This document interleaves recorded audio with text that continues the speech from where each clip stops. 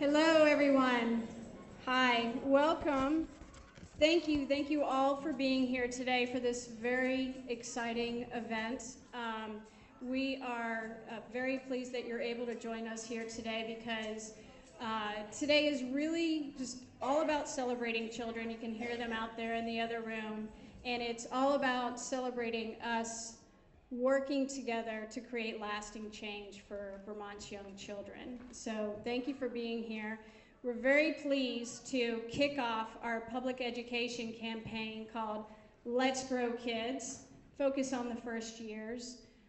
We think it's a beautiful logo, and we hope that you guys approve of it. You know, some of us have asked already, they've asked the question, why do you need the campaign? Why do we need a public education campaign about early childhood? And we know that new science tells us that the early years of development are so very critical to healthy development and to laying the foundation for future success. We're very pleased and honored to have Dr. Joe Hagan here with us today, who's going to talk a little bit more about brain development in the early years in just a bit. We also have recent research that tells us that Vermonters have no real understanding about how much is going on during those early years and how critical the development of young children is to laying the foundation to future success. Additionally, Vermonters are unaware of how well we're doing to setting children on the right path to success, how well we're doing preparing them during the early years in order for them to have healthy relationships, succeed academically, and to become productive, contributing citizens in adulthood. So we have Tim Volk, co-chair of the Building Bright Futures Council, who's going to talk a little bit more about some indicators that we like to look at to see how well Vermont is preparing our young children for the future. So Let's Grow Kids really is, wants everybody to know, we all fundamentally agree that Vermont wants to be a place where children can grow and thrive and be successful, and Let's Grow Kids aims to connect with Vermonters throughout the state to provide education about how critical the first years are in life. We want to work in communities, with businesses, with individuals, and with organizations to get our message out and to make sure that people understand that the very early years are very important and that we need to create good opportunities for young children and quality experiences for them in order for them to succeed in the future. So with that, we have a great program of speakers. And I would like to first acknowledge some of our representatives here in the room. I want to thank Jeff Munger from Senator Sanders' office for joining us today, and Mayor Moreau as well for joining us here today.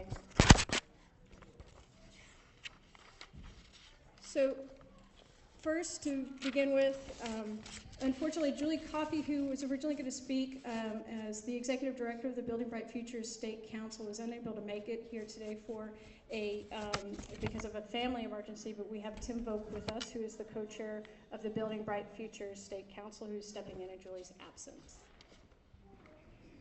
Thank you, Robyn.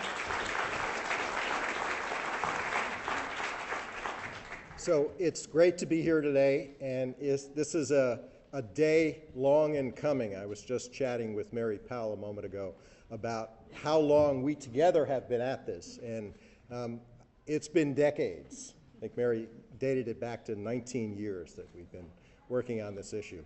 So before I begin, I want to just acknowledge the great work that Robyn and Rick Davis have done to pull this campaign together. I know for a fact that they've been at it for the last 18 months, planning, raising the money, and I want to just extend my congratulations. This is a really important moment for the children of Vermont.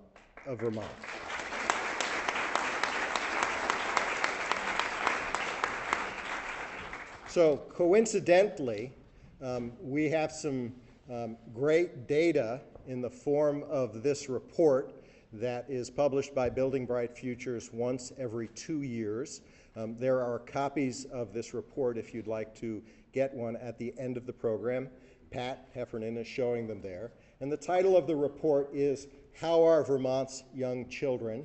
And it is fresh off the presses. It's dated April 2014.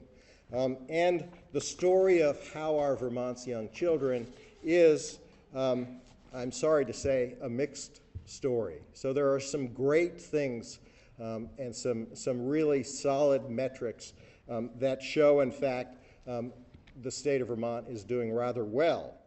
So Vermont, and many of you may know this, but has a very low infant mortality rate. We're a national leader in the number of children with health insurance, thanks to programs like Dr. Dinosaur. And we have a very low premature birth rate. However, there is some more sobering news. First off, each year in Vermont we do a kindergarten readiness survey, and in the last several years that survey has shown that somewhere between 40 and 50% of our young children coming to the schoolhouse door aren't really ready to be there. And that is pretty troubling, and we can do dramatically better as a state. In addition, as those young children grow and learn and get to third grade, there are some challenging statistics. Fully 1/3 of third graders are reading below grade level.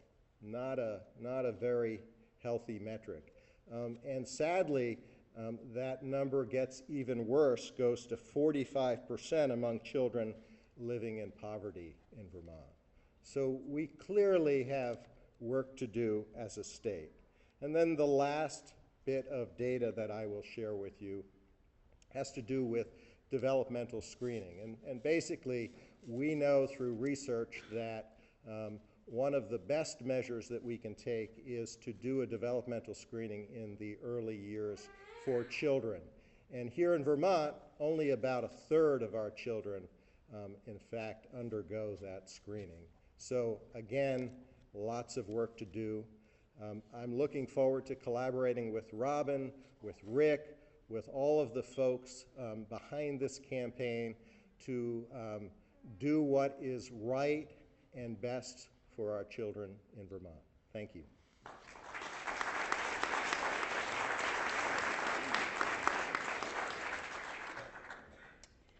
I'd like to introduce to you Dr. Joseph Hagan, a longtime Burlington pediatrician at the practice of Hagan, Reinhardt, and Connolly pediatricians. He is a clinical professor in pediatrics at the University of Vermont College of Medicine and the Vermont Children's Hospital. Dr. Hagan also chairs the Vermont Citizens Advisory Board for the Vermont Agency of Human Services, Department of Children and Families, and has contributed to several textbooks throughout his career. It's my honor to introduce Dr. Hagan.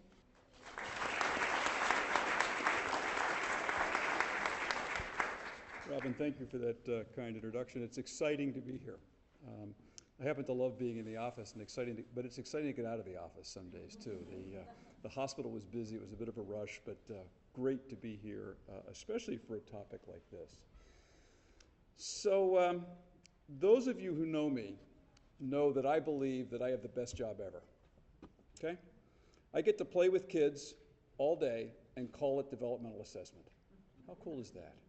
I get to watch parents figure out which of the many right ways there are to raise their children. I frequently get to advise, occasionally redirect, or even sometimes correct parents in their approach. I get to watch families grow as their children grow. Great job. We've got the data. You know, we've always intuitively known how children developed well or not so well. But now we have the data. We know we have the science to prove how we can enhance that development. Here's what we know about how brains grow, just a little bit, and here's about what we adults can do that impacts upon brain growth. Number one, 80% of a child's neurons, brain cells, look at that, are there by age 3 and 90% by age 5. Now this is magical. I didn't know there was going to be that slide showing up there, so this is well done. 80% of brain cells are there by age 3. So there's a lot of work to do, birth to 3, and by the time you're in kindergarten, 90% of what you got, you've already got. What you're going to get, you've already got. Number 2, talking to your infant or young child builds a healthy brain. So does playing, so does singing, thanks for the singing over there, so does reading. Developmental specialists compare these interactions to tennis, serve and return, and play and return. That sort of interactivity is what builds connectivity with, between our members of our species and our young, and that sort of interactivity is what builds the child's social skills, but also their brain skills. It builds neurons. It helps neurons connect to one another. That's why TV and electronic media have not, according to the American Academy of Pediatrics, my academy, are not recommended for all infants for the first 2 years of life and limited thereafter. Why? Well, we know that TV grabs the child's attention. That's how it's designed. And we also know that the time spent watching TV is not time spent interacting, serve and return. We also know that TV on in the background diminishes the number of words that adults speak per hour. Stunning. No big surprise. And if you're not speaking to your child, you're missing that opportunity. Number 3, stress impairs brain growth. When we're stressed, here's the physiology. When we're stressed, we release cortisol, which prepares us to physiologically deal with whatever that stress is. If stress says that you better fight or flee, it's cortisol that helps us get ready to do that, okay?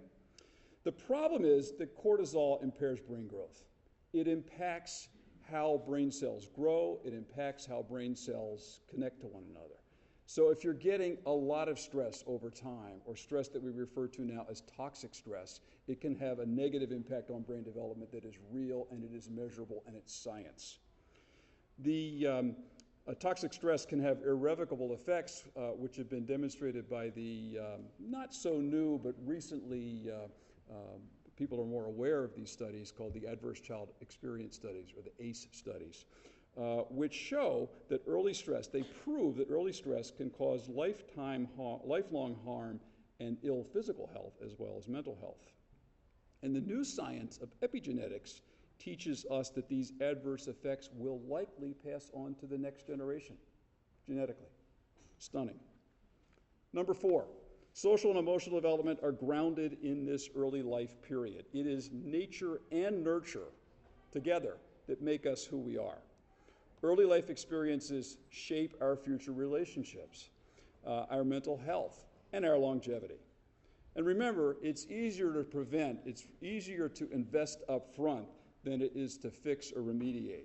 It's never too late to teach, to model, or to love, but the earlier you start, the better the outcome. So I think we have to seek new interventions to enhance life course trajectory and to mitigate the life factors that can drive a trajectory of life course downward. We Vermonters care about kids, and this early childhood development campaign, Let's Grow Kids, is an important opportunity to build healthier brains, to improve life course trajectory, and to better our children's physical and mental health. So I'm happy to be part of this kickoff today, and I'm really glad you're here. Thank you.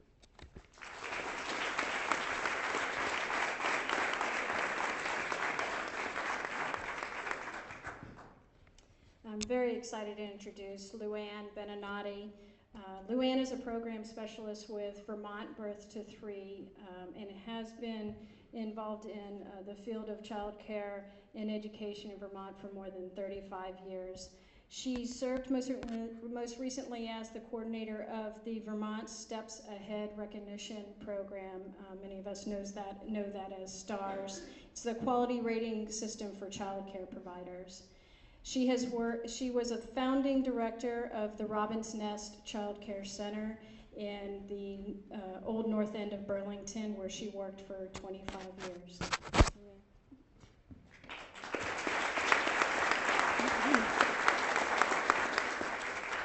Good morning.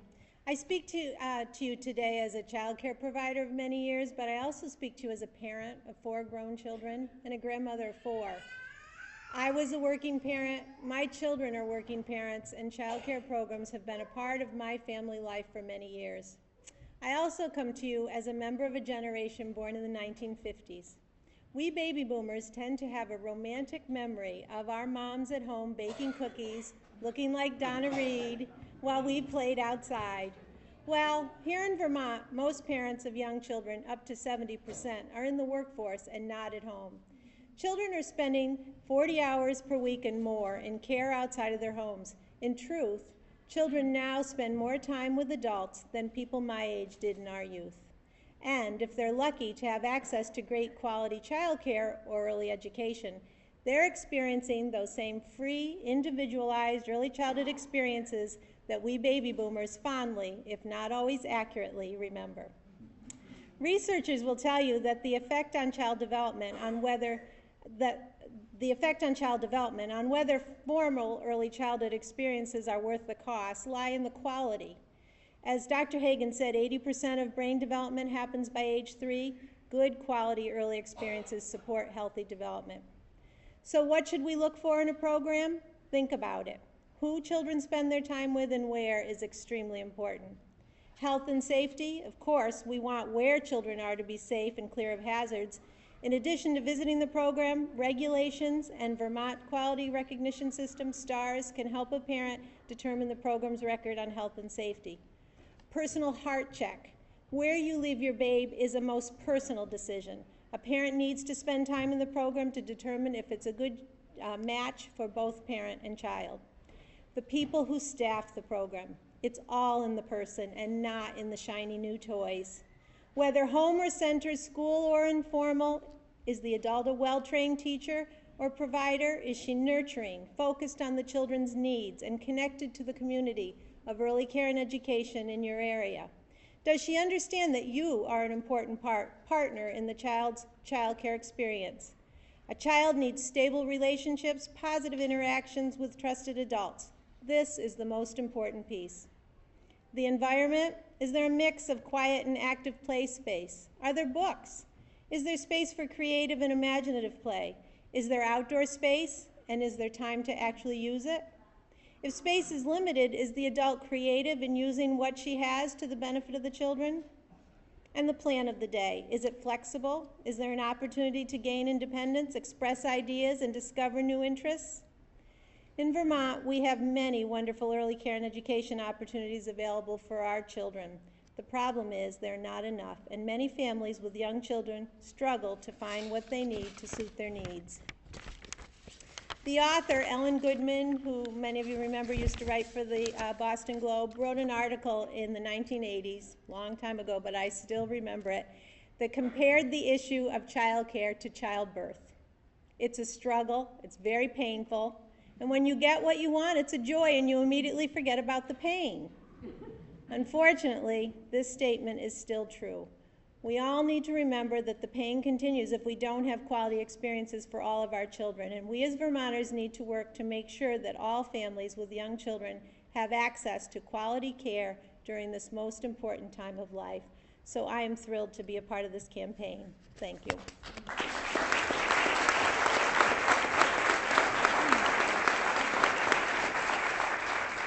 Thank you. I'd like to introduce Jessica Perrotte. Jessica is a kindergarten teacher at JFK Elementary in Winooski. She began her career teaching in kindergarten classrooms 18 years ago. She's been teaching in Chittenden County for the last 16 years, working with children grades K through 12 as a classroom teacher and as a reading coach. Jessica?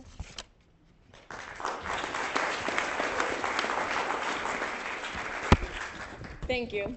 I'm used to speaking to 5-year-olds all day, so this will be a little different for me. Just bear with me. I've been teaching at JFK for 16 years now, and through the years I've seen many changes in our incoming 5-year-olds. We have a kindergarten screening for all students, and one of the biggest changes we've seen is in the social-emotional readiness in our students. And when we look at social-emotional skills, we're really looking for children who can easily separate from their parents, who initiate and play and engage in the play without jumping from one activity to another, students who use toys appropriately and who can share. And unfortunately, through the years, we've been seeing an increase in the number of children who really are struggling in that area. We're seeing children who have a hard time sharing and taking turns, and we're actually seeing children who simply have a hard time communicating with one another. And most recently, we're seeing students who are finding a difficult time interacting with one another. We see students who are doing what we call parallel play. In parallel play, students are sitting side by side, and they're playing with separate toys, but they're really not interacting with each other at all. And this is appropriate with a 2 or 3-year-old, but it's really not okay with a 4 or 5-year-old. So here's what we're doing in the Winooski School District to help all our students, to give them opportunities to increase their social emotional skills. Oh, I didn't know there were going to be pictures either. For starters, JFK has a late eligibility date for kindergarten. Now, in most schools, kindergartners need to be 5 years old by September 1st in order to attend kindergarten. At JFK, our students don't need to be 5 until January 1st. So that gives the children 4 more months of eligibility for kindergarten. Now, the years that I've been at JFK, I actually know many families who have moved to Winooski just to take advantage of this eligibility date and give their children a head start for their schooling. It's quite interesting. They'll come for 1 year, and then they'll go back to where they were.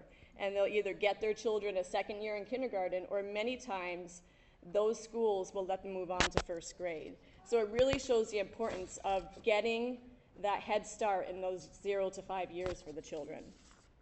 Recently, another thing our school has done is we've implemented a school-wide social thinking curriculum to help address that social emotional need.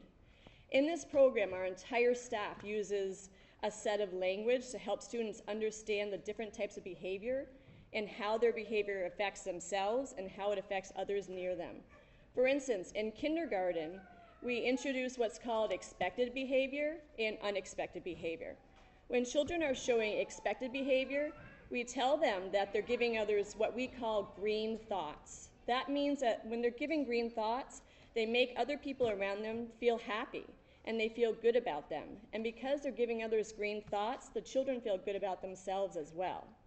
And when children are showing unexpected behavior, we tell them that they're giving others yellow thoughts. And that means that they're making people around them feel uncomfortable and that the other people around them might not feel happy. And then we talk to the children about the consequences of giving others yellow thoughts. Their friends might not want to sit near them, or they might not play with them at recess anymore. And many of our kindergartners don't enter school realizing that those actions have negative consequences. We need to teach it to them.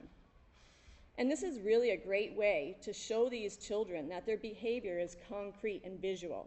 There's no guesswork in this program. The teachers have green and yellow cards on their name tags, and there are certain students that benefit from us flashing a green card when they're on the right track. It gives them that positive feeling, and their behavior keeps going.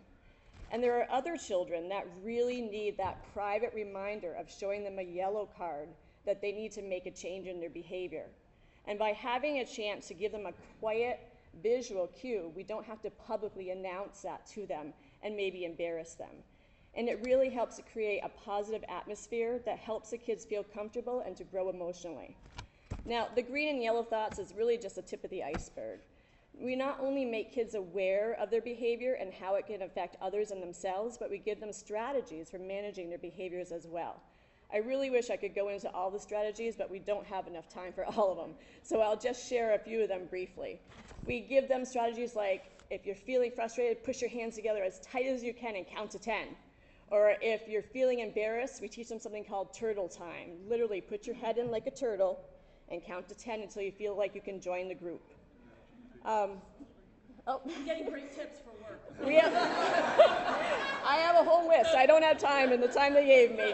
5-3-1 breathing. Breathe in for 5 seconds, out for 5. Same for 3 and 1. Blow out 5 candles at a time. There's many more. You can do it whole group. You can do it with one child at a time. Or the old standby. If you have a kid who's literally running around the room and needs to get energy out, I have a huge stack of books I keep on my desk. And I say, oh, this teacher on the way other end of the school needs these books right now. Can you bring them to her? And the moment the child leaves the room, I'll call the teacher, literally way on the other end. They're on their way. Take the books, give them a stack that I need, and they bring it back.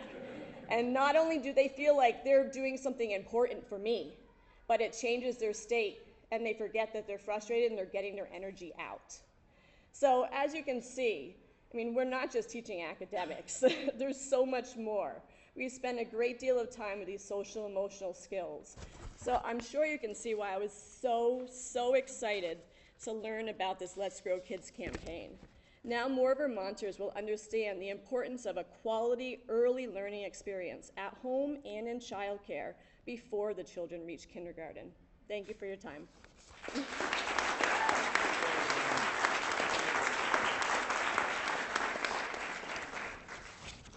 Turtle time sounds like fun, for sure. I'd like to introduce Mary Powell, who has been president and CEO of Green Mountain Power Corporation since 2008. Before becoming CEO, she served as the company's chief operating officer. In 2004, she was recognized by Fast Company magazine as one of the top 50 business leaders in the United States for her work on reinventing traditional utility. She is chair of the Vermont Business Roundtable and board member of Champlain College. Powell formerly served as co-chair of the Building Bright Futures State Council. Thank you for being here.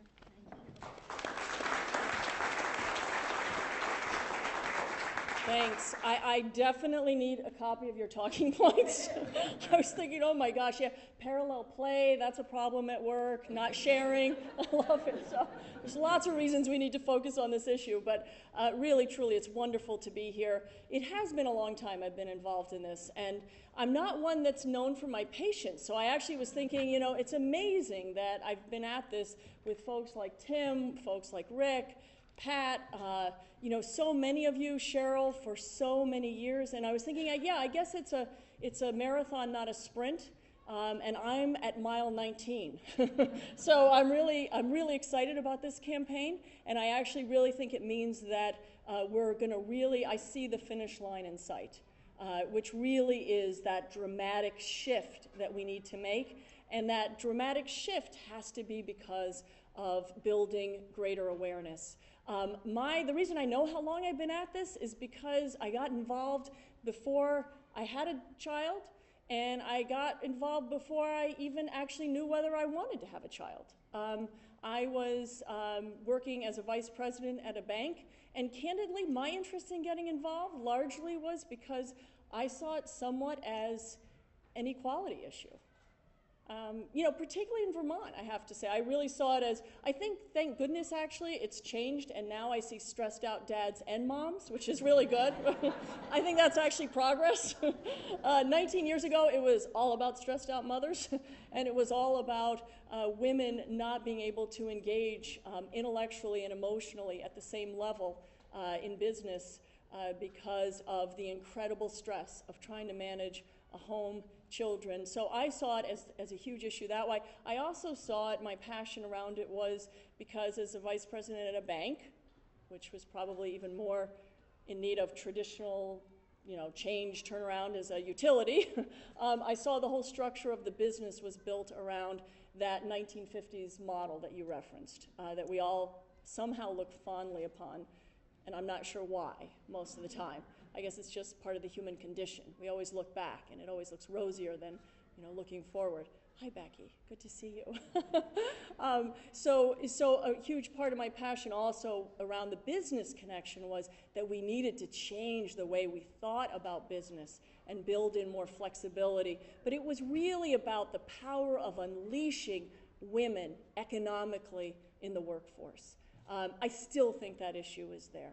Once I got involved, oh my gosh, any business leader that does not think this is a huge business issue, candidly, they just haven't done their homework. They just haven't done their homework. I mean, so while we have all this great science on brain development and, you know, it's a no-brainer. I mean, we had science 19 years ago. Now the science is just more profound, telling us what we all knew, which is those early experiences matter.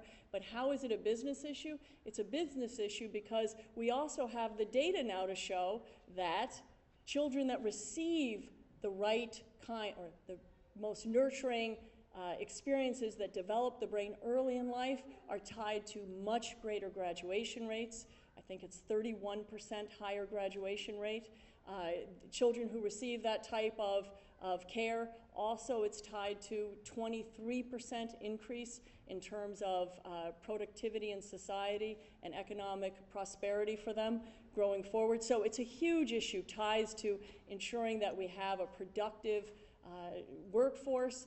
We also have data that says that every dollar invested in early care and education returns $7 later. So it really, to me, is a profound business issue. It's a profound societal issue, and it's one that now at Mile 19, I'm so excited to be part of this because I really believe that with this campaign, with this focus, this great work, and the foundation of so many of you who know so much more and have worked at it so much harder than I have engaged, that we really can do what Vermonters like to do, which is collaborate and get it done. So it's great to be here. Thank you.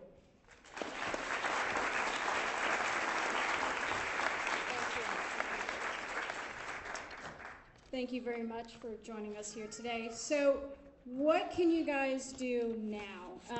If you look at to the left or to the right in your chairs, we are urging people to create awareness about the campaign. We're urging people to create awareness about early development and how important the early years are. So we urge you to go to our website at letsgrowkids.org. Check it out. There are some great tools that will provide you some education about early development. Are also some tools that you can pass along to your family, friends, and neighbors.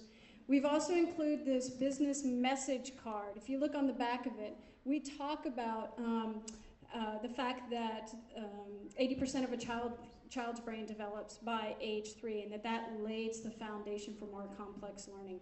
Give this to one person today. Give it to a colleague, give it to a friend. If you're at the coffee shop, you order a large coffee, wear your button, strike up a conversation. The other piece is stay informed. We will continue to let you know about the activities of the campaign throughout the state and new educational tools and ways that you can plug in. And don't forget Facebook. We really want to encourage you to change your Facebook photo with our logo to create some awareness and drive people to our website as well. So we are ready to roll. We're going to try to talk to every Vermonter throughout the state. We will be at county fairs, local parades, any place where people will have us. We'll go and talk in boardrooms. We just want to make sure that we get the message out there. We really encourage you to invite us to come and engage with your networks, whether that's at a local event in your community, or if you want us to join you at a staff meeting to talk to folks. We just want to get the information out there as much as possible. So thank you for joining us today.